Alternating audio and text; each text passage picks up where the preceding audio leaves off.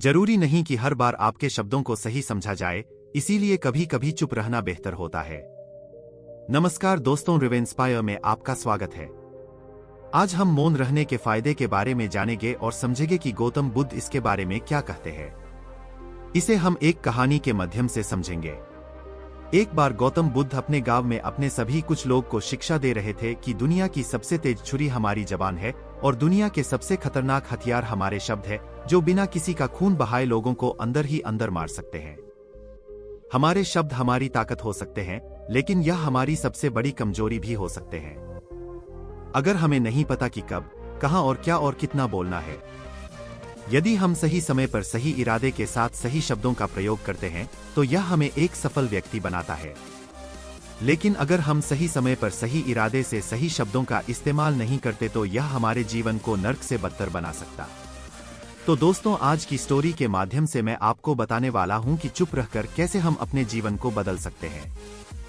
आपको चुप रहने की शक्ति का एहसास इस वीडियो में होने वाला है। वीडियो शुरू करने से पहले कमेंट बॉक्स में नमो बुद्धाय लिखकर वीडियो को सब्सक्राइब और लाइक जरूर करें। तो चलिए शुरू करते हैं इस कहानी को। अमेरिका में एक बहुत ही प्रसिद्ध बौद्ध भिक्षुक रहा करते थे। उनका नाम शाक्य था। शाक्य अकेले रहते थे। दुनिया के शोर शराबे से दूर जंगल में वो रहते थे और वह बड़े ही ध्यानी और प्रभु भक्त व्यक्ति थे, इसलिए वह पूरे अमेरिका में बहुत अधिक प्रसिद्ध थे। एक दिन एक राजा शाक्य के पास आया और बोला, प्रिय भिक्षु, मैं हमेशा थका हुआ, निराश और परेशान महसूस करता हूँ। मेरा मन बहुत अशांत रहता है। हालांकि मेरे पास सब कुछ है, दौलत, शोहरत, सुख सुविधाएं जो हर व्यक्ति चाहता है या पाने की इच्छा करता है, लेकिन फिर भी मेरे अंदर इतनी अशांति और चिंता क्यों है? शाक्य ने उसकी बात बहुत ही ध्यानपूर्वक सुनी और कुछ सोचने के बाद कहा, तुम इस प्रश्न का उत्तर जानते हो, बस तुमने कभी इस प्रश्न को हल करने की कोशिश नहीं की है। शाक्य ने आगे कहा, मैं एक रिसर्च करना चाहता हूं, क्या तुम मेरा साथ उसमें दोगे? इस रिसर्च के बाद तुम्हारे जीवन में किसी भी तरह की अशांति और चिंता नहीं रहेगी। ये बातें सुनकर राजा बहुत हैरान था। उसने शाक्य से कहा, बताइए मुझे क्या करना होगा? अपने मन की शांति के लिए मैं कुछ भी करने को तैयार हूं। राजा की इन्हीं बातों को सुनकर भिक्षु ने कहा, तो फिर आप अगले 15 दिन के लिए मेरे आश्रम में रहोगे और एक सामान्य व्यक्ति की तरह अपना जीवन व्यतीत करोगे और इन 15 दिनों में तुम अकेले और चुपचाप रहोगे, जितना हो सके कम बोलोगे। राजा उस भिक्षु की बातें सुनकर सहमत हो गया। पहले दिन राजा को लगा कि उसका मन सामान्य से अधिक अशांत और विचलित है। उसके मन में तरह तरह के विचार आ रहे हैं और वह आम लोगों की तरह जीवन जीने में असहज महसूस कर रहा है। उसे अंदर से बोलने की इच्छा हो रही थी, लेकिन वह चुपचाप रहा। उसके मुंह से एक भी शब्द नहीं निकला, बस वह चुपचाप बैठा रहता। लेकिन रात होते होते उसे अंदर ही अंदर शांति का अनुभव होने लगा। उसके लिए यह अनुभव अजीब था। वह खुद से पूछ रहा था कि वह अंदर ही अंदर इतना खुश क्यों है और उसकी आंतरिक बेचैनी और चिंता कम क्यों होने लगी है। अगले दिन राजा अकेला चुपचाप बैठा रहा और वह प्रकृति को निहार रहा। वह पौधों को, फूलों को, आकाश में उड़ रहे पक्षियों को, वह अपने जीवन में पहली बार यह अद्भुत दृश्य महसूस कर रहा था कि उसके पास कितनी सुंदरता है। वह दिन भर प्रकृति की सुंदरता को निहारता रहता और उसकी ताजगी को महसूस करता रहता। इसी तरह से 10 दिन बीत गए और उसके मन की सारी बेचैनी, सारी हलचल, सारी उथल पुथल और सारा तनाव गायब हो गया। 11वें दिन की सुबह राजकुमार फिर से एकांत में बैठ गया और कुछ ही मिनटों में उसकी आंखें अपने आप बंद हो गई और वह गहरे ध्यान में चला गया। वह पूरे दिन वहीं पर आंखें बंद करके बैठा रहा और गहरे ध्यान में डूबा रहा। ना कोई शब्द, ना कोई चिंता। राजा भीतर से असीम शांति और आनंद से भर गया। राजा अपने बाकी के 4 दिन इसी तरह गहरे ध्यान में व्यतीत करने के बाद 15 दिन बाद शाक्य के सामने प्रस्तुत हुआ और शाक्य प्रणाम करके बोला, प्रिय भिक्षु, मुझे उत्तर मिल गया कि मेरे मन में इतनी उथल पुथल और चिंता क्यों थी। मैं जान गया कि मेरा मन इतना अशांत और विचलित क्यों था। ऋषि मुस्कुराते हुए पूछा, बताओ क्या उत्तर मिला तुम्हें? राजा ने कहा, मैं आवश्यकता से अधिक बातें करता था। मैं किसी पर भी अपने शब्द और ऊर्जा व्यर्थ करता था।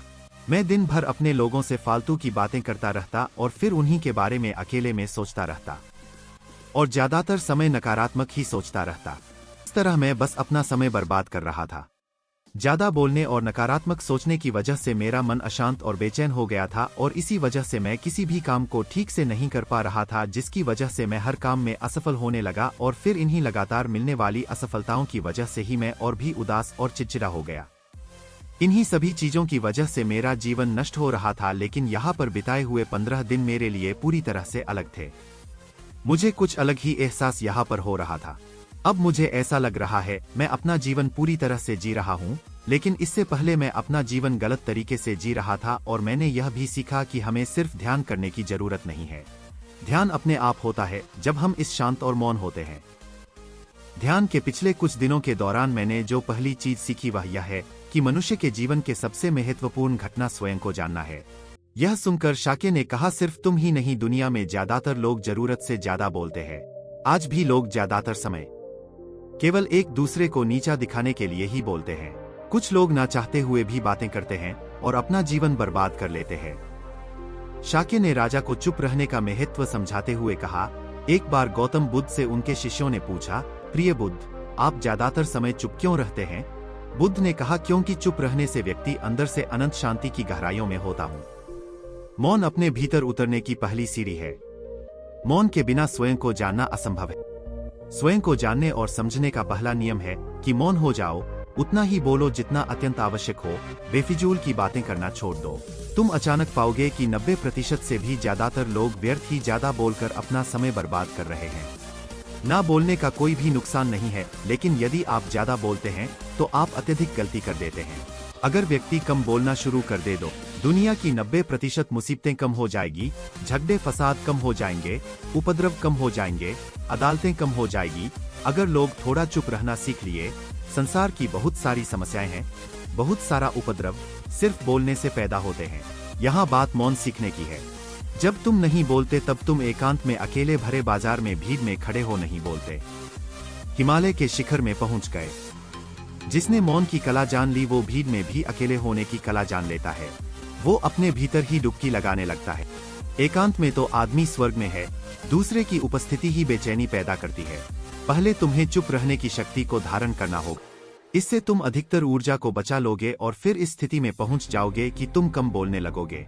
अगर तुम किसी के यहाँ पर जा रहे हो और परेशान हो जाओ तो ऐसे में उचित है कि आंखें बंद कर लो और अपने में खो जाओ। वहाँ से आपको ताजगी महसूस होगी, क्योंकि तुम्हारे अंदर ही जीवन का वो स्रोत छिपा हुआ है, वह किसी दूसरे में नहीं है।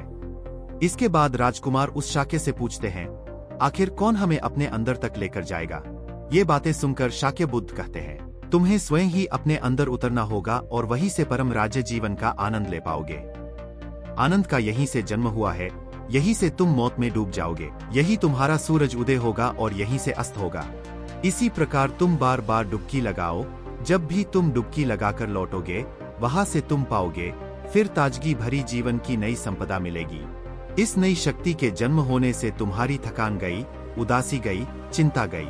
जैसे कोई स्नान करके लौटता है तो शरीर शीतल हो जाता है, शांत हो जाता है। ऐसे ही जब कोई भीतर से साफ होकर वापस आता है, मौन में स्नान करके लौटता है, तो समस्त अस्तित्व, समस्त व्यक्तित्व शांत और मौन हो जाता है, आनंदित हो जाता है।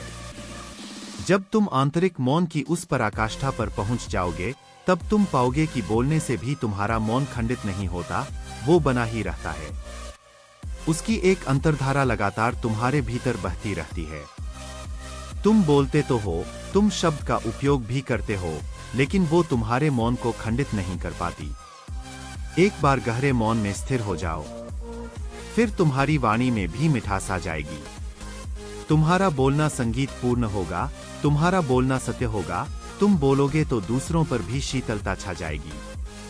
जैसे ही तुम अंदर से चुप होते हो, तुम इतने शक्तिशाली होने लगते हो कि समाज की निर्भरता तुम छोड़ने लगते हो और तुम्हारे जीवन में एक मस्ती आती है जो केवल दीवानों के जीवन में होता है। तुम्हारे चेहरे पर एक नई रौनक आ जाती है, तुम्हारी आंखें किसी अमृत के समान हो जाती है और तुम अनंत शांति के समुद्र में डूबने लगते हो। इतना कहकर भिक्षु शाक्य ने अपनी बात खत्म की और वो मौन में चले गए। राजा उनका धन्यवाद कर कर अपने महल में चला गया।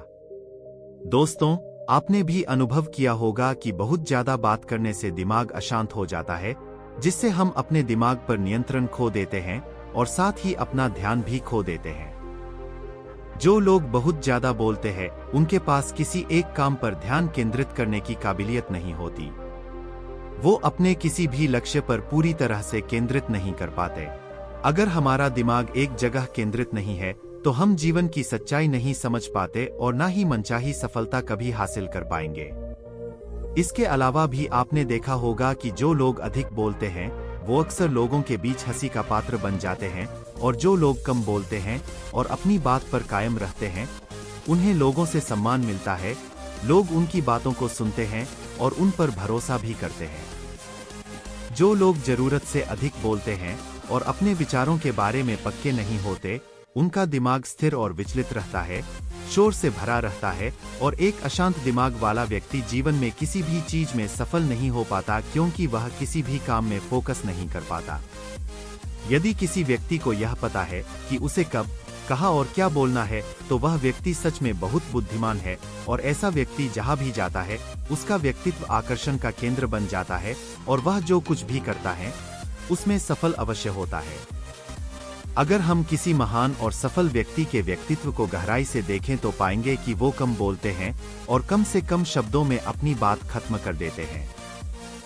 वो बोलने से पहले वो चीजों और जिसके बारे में उसे बोलना है उनके बारे में गहराई से सोचते हैं। लेकिन जो लोग बहुत ज्यादा बोलते हैं, बहुत बार वो झूठ भी बोलते हैं और अपनी बातों से दूसरों के मन और विचारों पर कचरा डालते रहते हैं।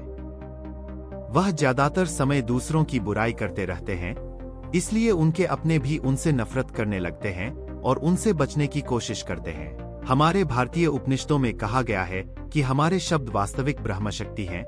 मौन से धैर्य आता है, धैर्य से ध्यान, और ध्यान से हम अपने जीवन के बारे में जागरूक हो जाते हैं। इसलिए अगर हम ज्यादा बात करते हैं तो हम मौन को खो देते हैं, जो मन की शांति का पहला स्तंभ है। दोस्तों, आज से हम भी चुप रहने का अभ्यास अवश्य करेंगे। आज से हम भी वही बोलेंगे जो जरूरी है, और हम कोशिश करेंगे कि कम से कम शब्दों में अपनी बात खत्म करें, और हो सके तो कोशिश करेंगे कि रोज कम से कम 30 मिनट एकांत में चुपचाप बैठेंगे। और मुझे पूरा विश्वास है कि इससे हम सबके अंदर एक सकारात्मक बदलाव जरूर आएगा। इसी के